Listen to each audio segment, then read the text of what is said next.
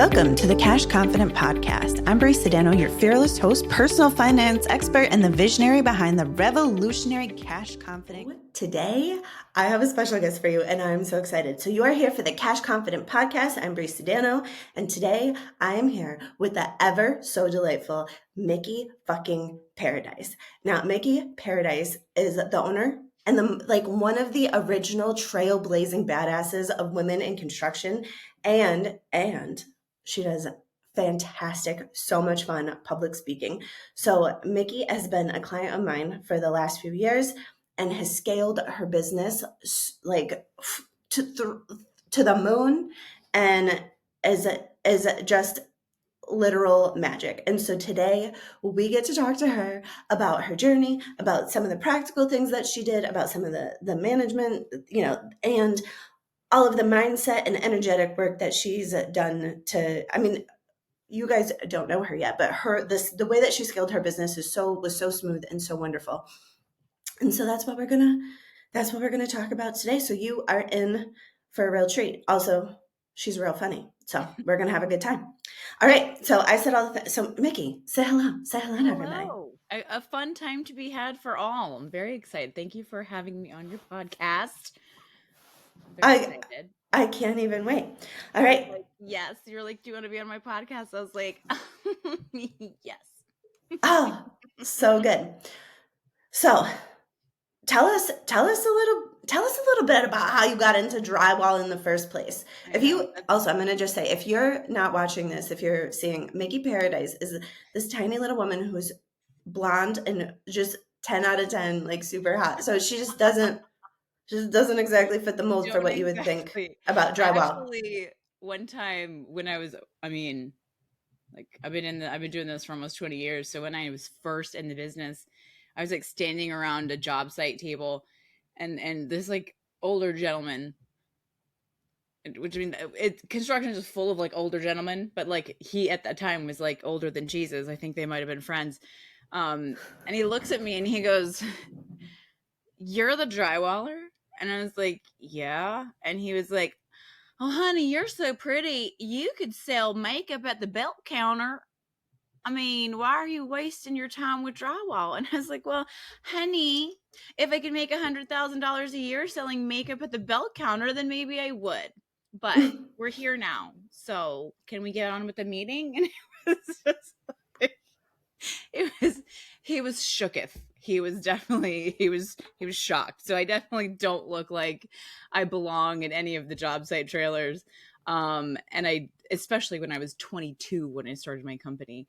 So it was just like, "Whose daughter are you?" Like there was a lot of like, "Are you lost, little girl?" And I was like,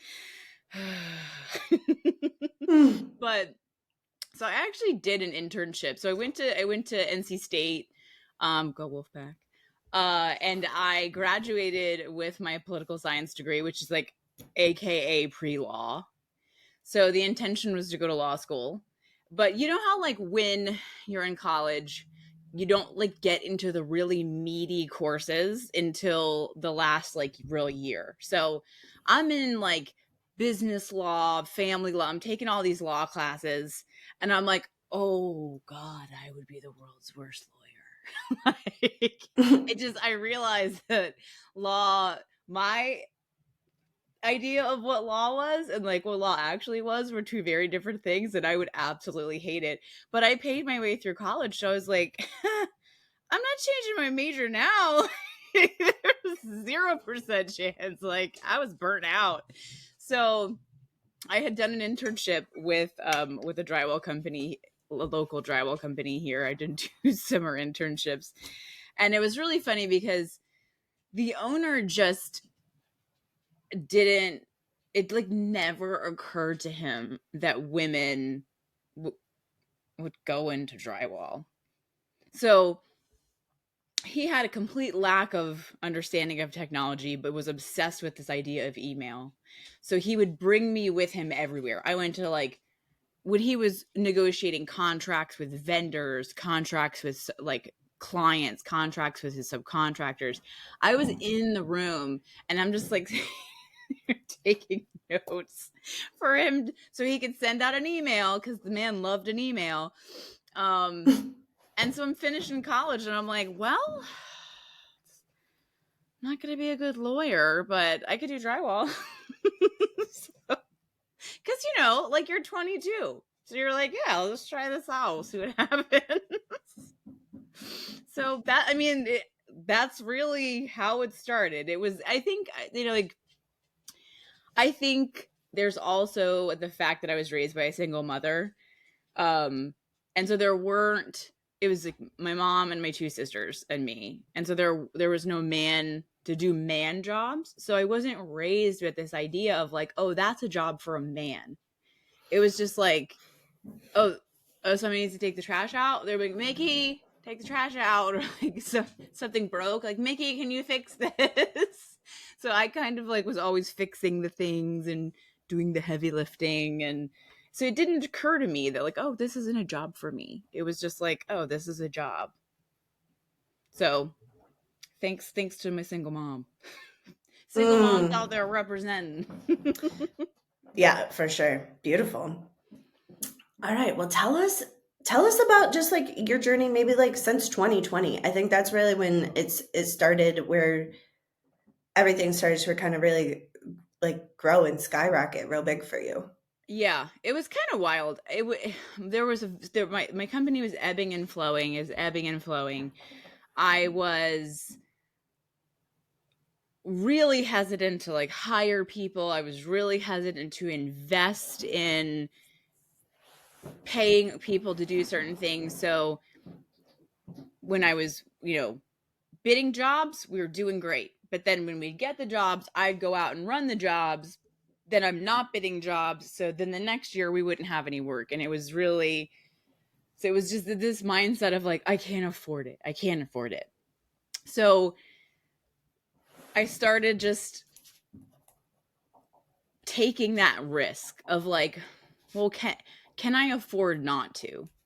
And so that's part of how I ended up in your inbox, was that idea of like managing the money, having a better understanding of my money, really wanting to feel comfortable dealing with money. So I hired you. I think I was so anti-coach, and I hired you and joined the Cash Confident community. And I really just started realizing that my mindset around money was really holding me back. Like it was really keeping me in this like playing small mentality of like, oh, I'll just do it myself. Oh, it's fine. I'll just, sleep less. Like the person that I am now versus the person that I am then. I'm like, oh, I don't do anything if I don't want to. I will pay someone. Like I'm like, I don't fly in coach, okay? Like to go from somebody who's like, I will not hire a bookkeeper. I will do it myself, to being like, I only fly first class, is like literal night and day. So what I learned was like, the more that I freed up my time to like do what it is that I do, like to like be in my excellence, the more I not just like got contracts, but I got better contracts. I made my business, I could focus on what my business is and like where it could be better.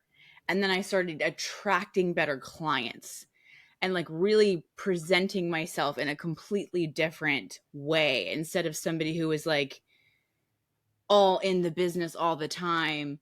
I was the CEO of PDI Drywall. And I was becoming that expert in my industry. I was becoming that like very serious business person. And so people just kind of started looking at me differently. They started seeing me in a different way. And a lot of what changed that was some of the work that we did of like, I'd been in business in 2020. I'd been in business for almost, 2024 or 2025 will be 20 years. So 15 years. So I'd been in business for 15 years. I survived a recession. I was working on large multifamily projects. Like, I was pretty much the expert in my industry. But I would walk into every job like I had to prove myself to everybody. And I remember one of the conversations we had once where you were like, Mikki, these people hired you because they believe in you. Like, why are you walking on the job, like expending this energy in trying to prove to them that you belong there? Like, you're the only one who doesn't think you belong there. And so we really worked a lot on like that and the energy of like, of course you belong here. Like you belong in any room you walk into, that's where you belong. And so that kind of massively changed my business environment. I mean, I think that alone of just embodying the construction goddess that I am, Yes. just walking in and being like, more please. Yes. Oh, that I have that $5 million contract. I would like that one too. Thank you. It just changed the game. It really changed how I was showing up and how other people were perceiving me. It gave me like space, mental space to look at how we did things and be like, let's do things a little differently. And so it changed how we do business. And that really, I think, is how we scaled. So we scaled from like $2 to $3 million. Well, 1.5 to $2 million to 8 in a year. Yeah, and I got to witness it, and it was like remarkably smooth, like the smoothest scaling I've ever even heard of. Because most of the time, people really scaling a business, the way that I kind of think about it, it's like when you're growing a business and it's small, and let's say you have to put 40% of yourself into it, and then all of a sudden so you're rocking and rolling and you're putting in your professional self, and then all of a sudden you want to grow it. It's like the 40%'s not, now all of a sudden you need to be putting in 80-90% of yourself into making this work. And it's like all of your bullshit, all your childhood stuff, all your patterns, all of your stuff, like all of your like everything that needs to essentially be let go of for you to really like grow to that level and become that person, all comes up to the surface. And that can be super. I mean, I'll tell you, in 2020, I doubled or did slightly more than double my business, and it was disorienting. Like I had an incredibly hard time with it, and I think most people do. So how'd you do that so smooth? I think it has a lot to do with like the amount of work that I put in leading up to it. I mean,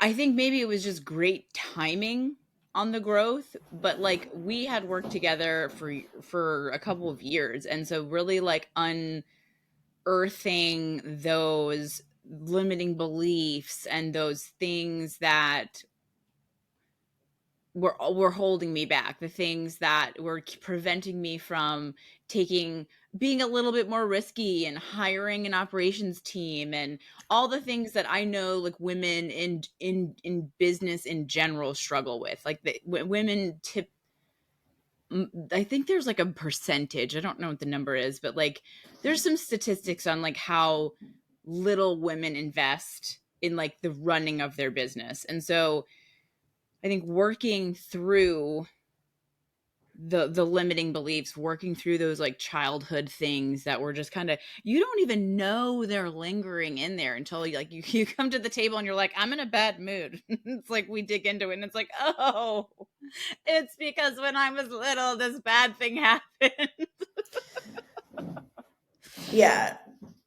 It's a real thing. And the one thing that I think is funny is that nobody talks about this in business. Like nobody talks about the need to kind of work through these things in business. And like, for example, on Wednesday's call that we had, you talked about investing in scarcity, and that blew my mind like right out of my skull. I was like, because I was in a little bit of a funk because I had gone to like some business thing and they're like predicting that like my industry was going to be like destroyed. And, it was like, this guy was falling, the world was ending, and I kind of was like, what?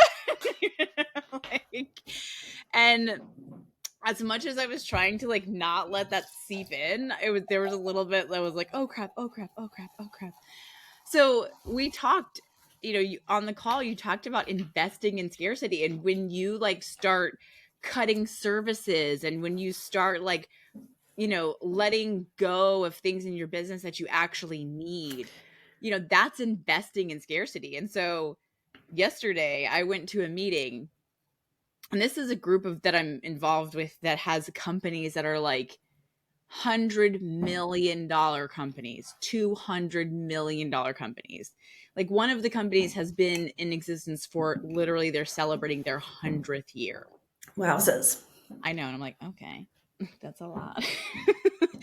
And there a couple of them that are like these massive companies they've had a slow year, and they're sitting there and they're just spinning, and they're talking about all the things they're cutting and the layoffs and and I'm just like, oh my, they're investing in scarcity.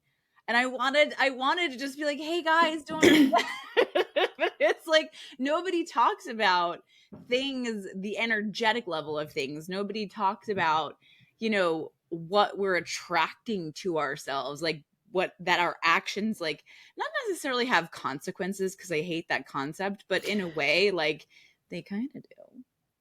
Like, Yeah. what you invest in your mind, like, is what you attract. And so that mentality of like, I don't have enough just brings more I don't have enough. And so I was like, first of all, I just, when watching them, I was like, oh no, I'm not doing this. So like, I like proclaimed in that meeting, like, I am a magnet for money. Like, I am a magnet for contracts, and contracts will find me. And no matter what is happening in the economy, I'm going to be booming. They're all looking at me like I'm nuts, but I'm like, trust me. Well, let's just put it out there. Like, lots of fortunes are made during downturns. Like, Right. you can lose it. I mean, if you're investing in scarcity and or are absolutely unaware, unprepared, and like a wave of recession hits, it can be really tragic. Yeah. But also there's opportunities. They just don't look the same. Right. Like, there's opportunities, and there's opportunities for growth, and all of these, just, like, fortunes are made during downturns. That's like a fact. And I wanted to say that so bad to them, but I was like, these are all like, they're not into the woo. Like, so you're just like, you're sitting there sipping your tea, like, okay, let me know how that goes. Yeah. So I love what you said about, so you didn't say it exactly like this, but I'm going to just kind of recap for the listeners.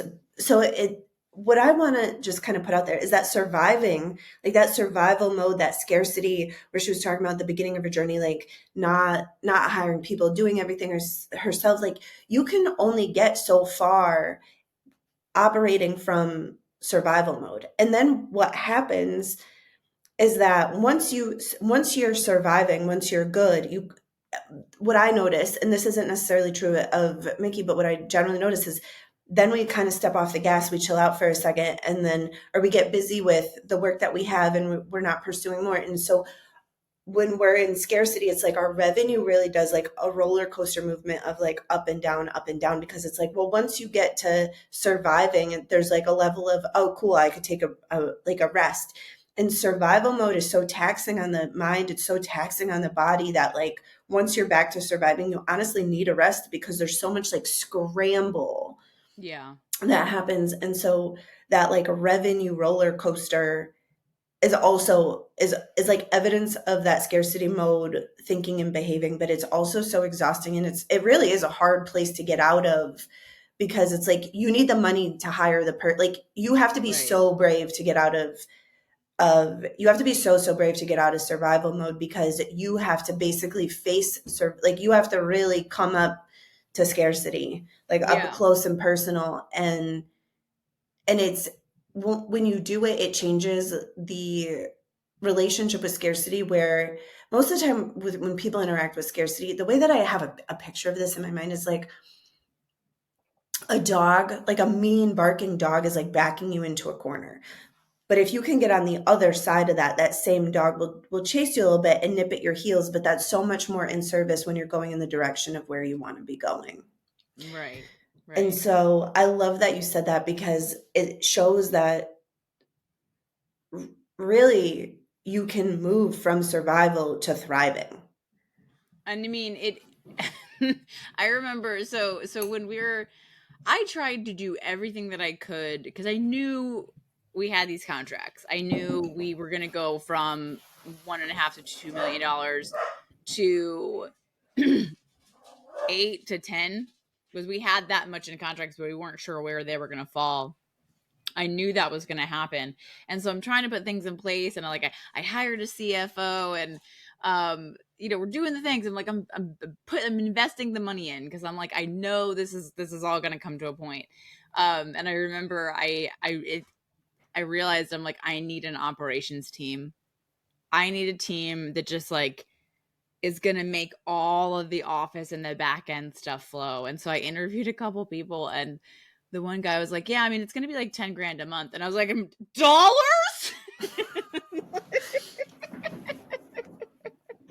I was just offended. I was just like, how do you know? Like, it's going to cost that much.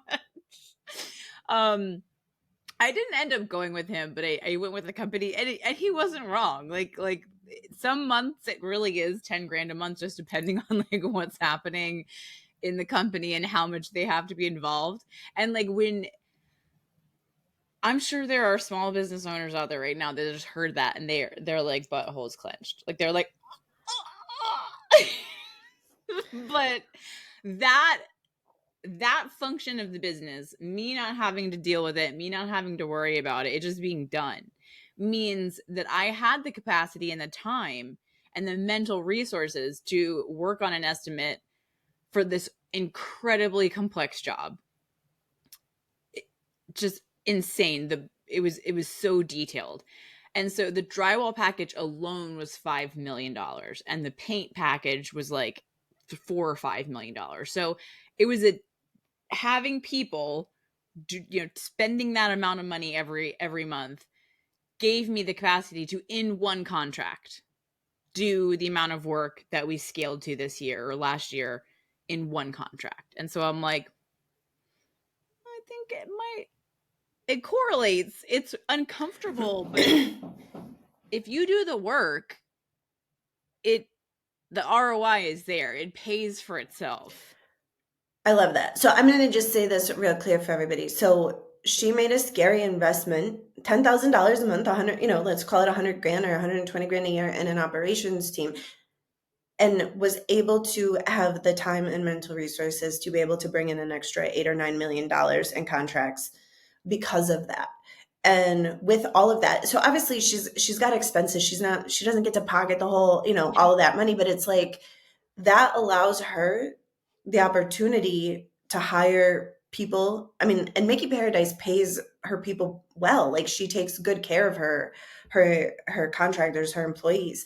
And there's some things like where that abundance gets to like spread. You know what I mean? Yeah. Like, there's something so juicy about that. Like, but it's scary as shit when you have to write a check that makes your butthole pucker. Or like, it's funny. I hadn't even thought about it, but like there was something, and you were like, hey, I'm gonna debit your account, and I was like, hey, can you give me a day, because like I just paid my payroll this week was like $106,000, and you were like, your payroll in 1 week was $106,000, and I was like, yeah, like I hadn't thought about it. You were like, holy shit, that's amazing. I was like, oh, that kind of is amazing. So in 1 week, I had just in payroll $106,000 that like I paid with money that I had. I know. I was so excited about that. To me, that was such a worthy celebration. Like, to circulate that much. Think about like how many people, and you kind of went into it a little bit more about like, think about like how all these kids that like all of my people have kids. I have dogs. So I'm like, all these kids that like you're making sure there's food on the table for, and I was like, oh, I never thought about it like that. But yeah. Like, it's really cool when you think about, I mean, when you start to pay attention to like the amount of like tax revenue that your company is like, generating for just for your state. Like, it's like, I looked at like our sales tax that we paid this year and I was like, that is several salaries. Like, that's a lot of infrastructure. Mm. Which I'm Yeah. grateful for. Like, I grew up on food stamps. Like, a lot of people, I'm pro welfare because honestly, like, my mom could not afford to like take care of 3 children on her own. So, like, thank God that somebody was paying their taxes and we were Mm. able to have access to that, because I wouldn't be where I am if it wasn't for, the social services that we have. So, I am happy to pay those taxes. I'm like, please go and make little Mickeys. We need some more little Mickeys in the world. Mm. Oh, that makes me so happy. Yeah. What's so funny is a thing that like a mindset that does trip entrepreneurs up is like not wanting to pay taxes. And I'm like, I was like, you can't get far, like you can't get real far if you have that kind of attitude. It's because it Right. will just get in the way. It's like, unless you're down for jail time, you know what I mean? Because like, Unless you look good in orange. yeah, you know what I mean? Because as you grow, those taxes are just part of Right. the responsibility of circulating that much money. Like it's just Right. part of the responsibility. And so while I'm a big fan of tax efficiency Right. and 100%. avoiding legal taxes, to Right. the extent of what the law allows and how it's written, that I'm all for.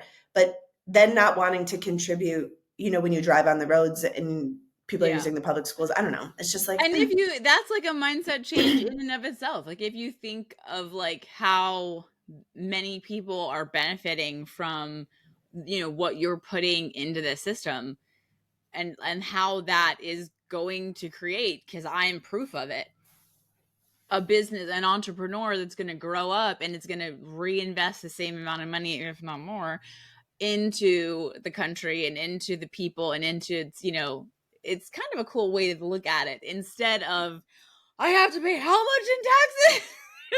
I've yeah. had those moments where I'm like, I'm to this point where I'm like, everyone,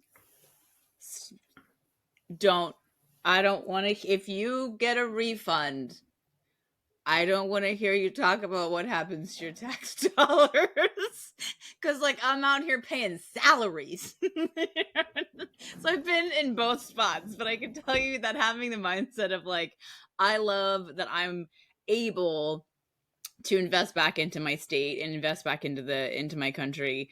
It's a way cooler vibe than like, oh, taxes. Like, Mm, it's much higher vibe. mm. I want to ask you another question. So I've been with Mickey and I have been working together for a while. And so I remember when you started to only take first class flights, or when you really started taking first class flights, do you remember you were talking about how when you used to sit and coach and you'd have to walk by all of the Yeah. people in first class? Yeah. I just want to talk about that little shift because I think that is a mindset that can really like there's an element of injustice that's Yeah. inherent to really doing well. Yeah. And I think for so many of us that are educated and are social minded and love other people and can see the inequities and can see all of that, it can feel really yuck to be Yeah. at the front of the airplane, or it can be Yeah. really yuck to be staying at $1,000 hotel rooms, like when you're walking by people, or that people are struggling or Yeah. whatever else, even though it's not like your success causes their struggling in any way, shape, or form. But that was, I think that's a thing that can really keep people in survival mode. So how did you navigate that? Like how did you navigate that? So that was funny because I traveled a lot. Like, I've always traveled a lot. But it was during COVID that I was like, if I have to travel on an airplane and risk the Rona, I'm upgrading, like, and then it was like the first time I did it, I was like, oh my gosh, and like I am sitting in this chair and I'm like, kind of like, because I remember how I would walk past people and be like, who are you? Who are you? What do you do? You know, like, or like when a kid, oh my God, when a kid was in first class and I'm walking past them to go to coach, it was like, come through there. It would just make me mad. And it was like, I had like, that was part of the mindset that was honestly really holding me back in business and really holding me back in growing, is I had this really negative perspective of people with money and wealthy people. Like, if you had money, you were a bad person. Like, you did something that was wrong to get that money. Like, you're a bad person.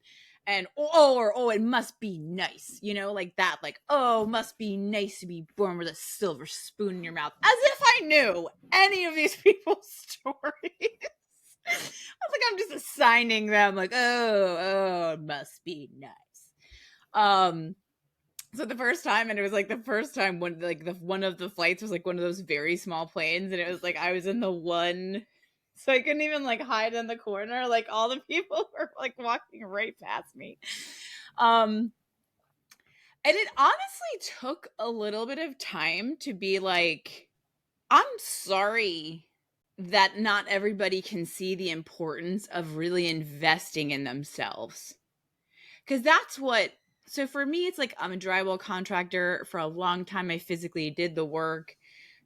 Riding in coach and being all like, and like, of course, you're gonna like be stuck next to somebody who's smelly, or like you're gonna be in the middle, like two really big guys, and it's uncomfortable. And so, like, for me, it's not just like this is a luxury experience. It's like, this is an experience that I'm giving myself so that I'm comfortable, because that matters to me. But I will say, like, saying it out loud that I only take first class flights, and like I mean, I catch some major shade. Like, people will look at, be like, what? And I'm like, yeah, well, I do. It's like, but it took me a while to like be okay with the level of judgment, because you're just like, oh, that's not about me, that's about you. And honestly, you should really experience this with me, because it's kind of luxurious. Like, the hot towel is kind of next level, guys. Like, get on board. Like, join me in the first class experience. It's a good thing. But it was really like feeling the judgment that I had been doling out to other people for God knows how many years. Like, thinking it, like, they're making eye contact with me, and it's like nasty eye contact, and I'm just like, you know, like drinking on my glass drink. But it was like one of those like full circle moments where you're like, actually, people who can afford to fly first class, they didn't necessarily have to do something bad to get there. Like, it's just drywall. There's nothing else to it. Like, and I really changing that mindset of like people who are wealthy are like shitty people. Because I think that was one of the first things that we talked about, was like really just breaking up that judgment.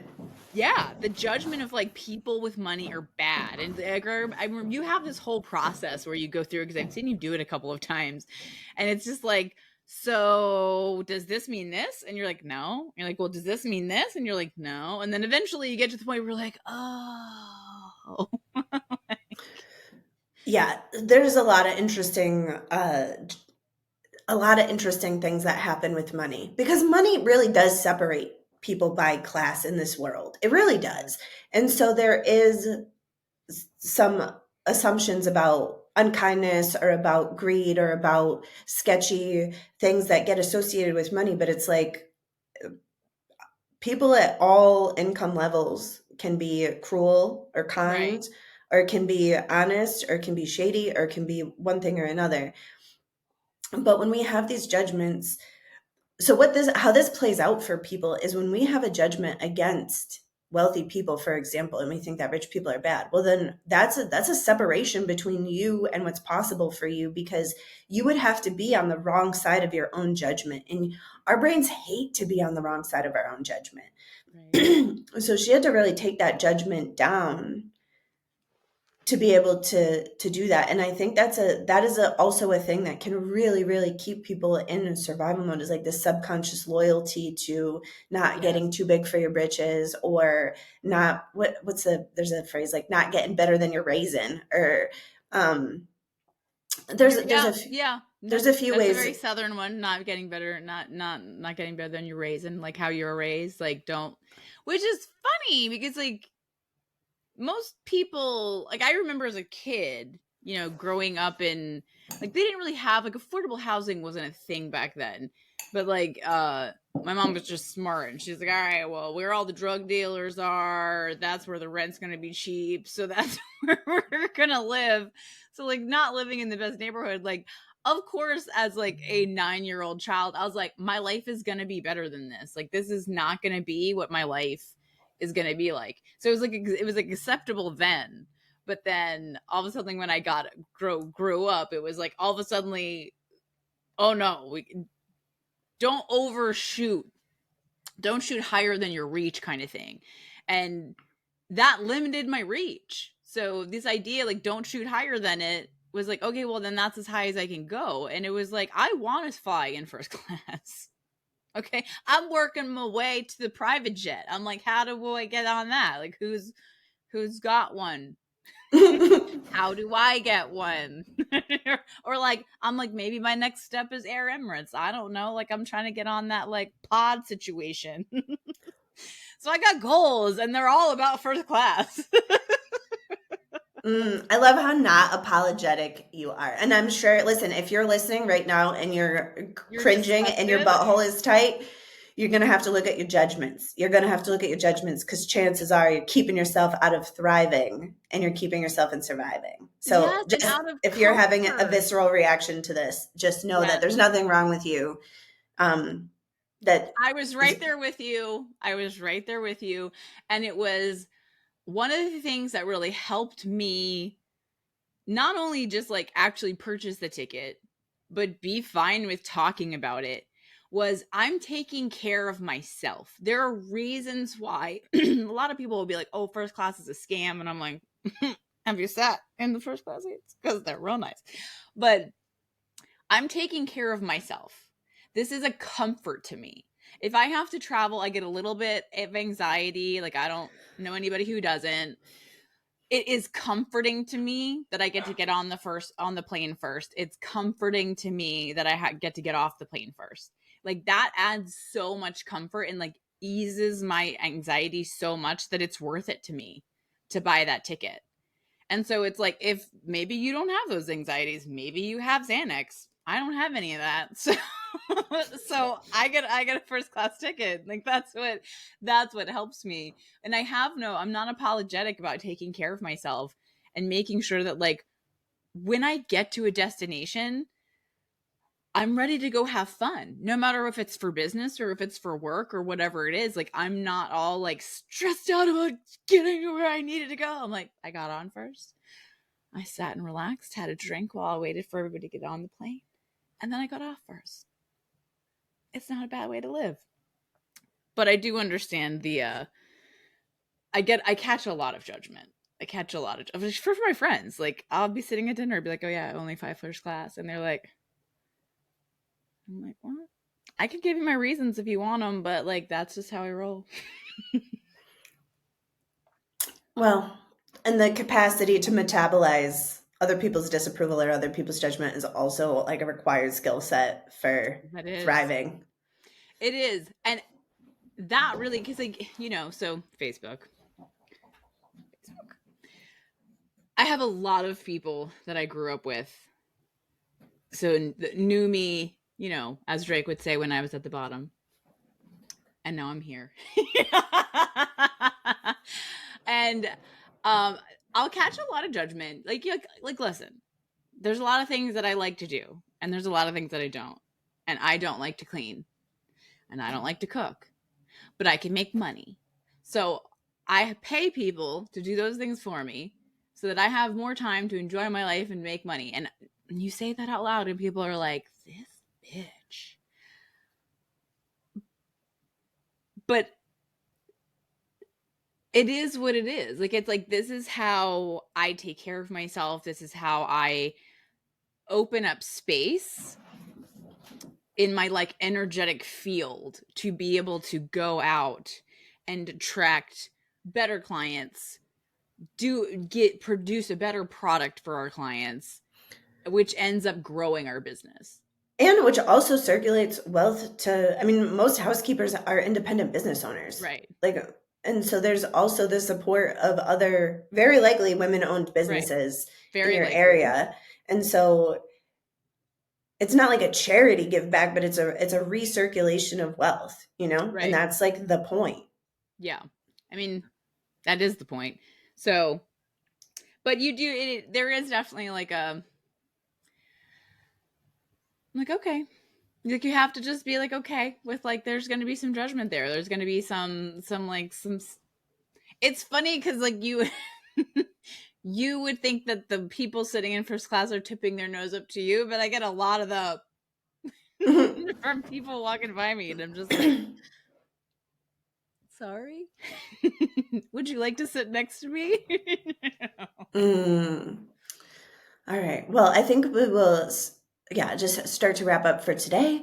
But I love this conversation because I think what it shows people is that the ability to basically go from eating on food stamps and being raised by a single mom and really stuck in survival mode for, an extended period of your life is something that can really be changed within a couple years if you're dedicated to it. Like Mikki's dedicated was whatever over this period of time, highly dedicated to really shifting out of that and really shifting into thriving. And I just want to put this out there because I think when we're in survival mode, and I definitely lived in survival mode for a long ass time too. And I definitely hated rich people. And I definitely turned my nose up to people at the front of the airplane when I was, sitting in the literal last seat next to the toilet, because I booked, the discounted of the discounted seats. And also I'm really grateful for that. Like I traveled a lot before I had really money to travel like luxuriously. And I'm so grateful for those experiences and grateful for the seats that were in the back that I could afford, because otherwise I wouldn't have been able to go. And so there's that too. But that shift from like limitation, being stuck, and kind of just being stuck in like literal, like where surviving is the goal, where we're always setting our goals to like, well, how much money do I need to make the rest of this month? Or what do I need to get through this quarter? What do I need to make ends meet this year? To really go moving into the realm of what's unlimited.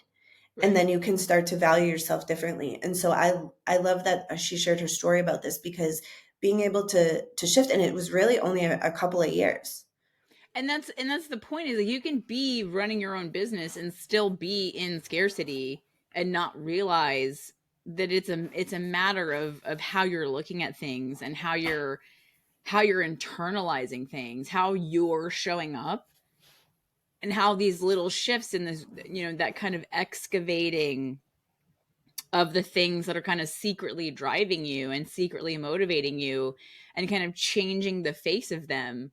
I think that really is what shifted my whole business. So when I showed up to work as the expert in my industry, when I showed up as, I'm no longer proving to you that I belong here, I know that I belong here, it changed the entire way that my business ran and functioned. I know your favorite story is I went to a job site and I was going to just reel this guy was looking for a fight, and I was going to give it to him. I was like, that's it. I've had enough of this guy.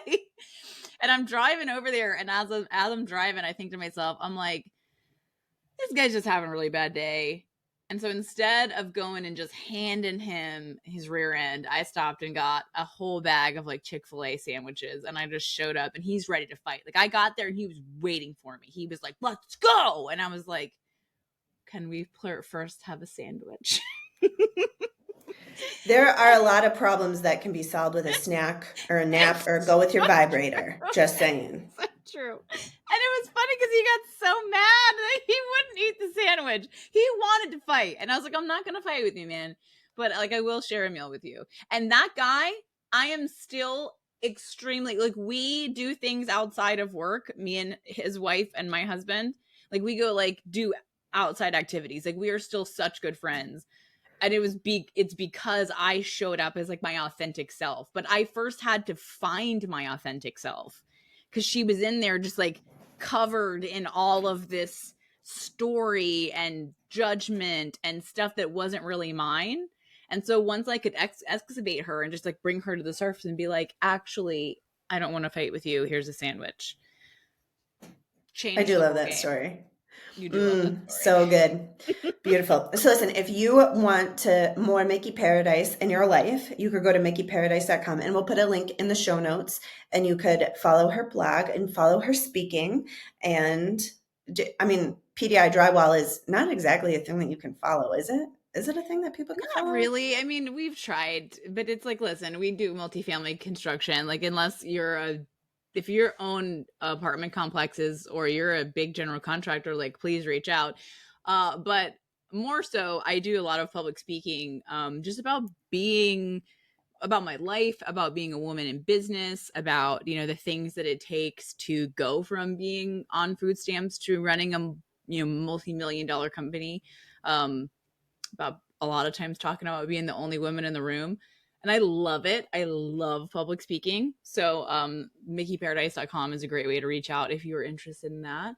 But if you need some drywall work, I mean, pdidrywall.com. Beautiful.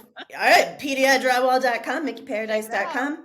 Call Mikki for all your speaking. And also I'll just toot my own horn. This is my podcast.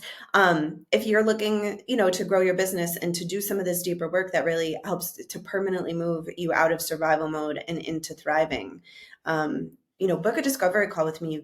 I'll throw my calendar link in the show notes also, but Limitless Wealth is my mastermind, and that's where Mikki and I have done the bulk of our work, although we did do some private work together too, but the bulk of our work has been in that mastermind, and that's where a lot of the mindset shifts that helped her move and do this in just a couple of years. You know what I mean? It's been, and I love working with Mikki because she really digs in and really does the work. But anyways, if you have a business and you're making at least 6 figures and you're looking to be in multiple 6 figures, 7 figures, book a call and let's talk about it. Because seriously, I can attest. She's got the magic sauce. Like, if you're looking for some magic sauce, she's got it. All right. So she's the queen maker. Oh, yes. Mikki Paradis. We were talking about identity in one of our calls last week, and she called me the queen maker. I wrote it down. I love it. It's one of my faves. She makes queens. All right. So follow Mikki. Book a call with me if it's appropriate. I love you. I appreciate you. Thank you so much. And we will see you on next week's episode.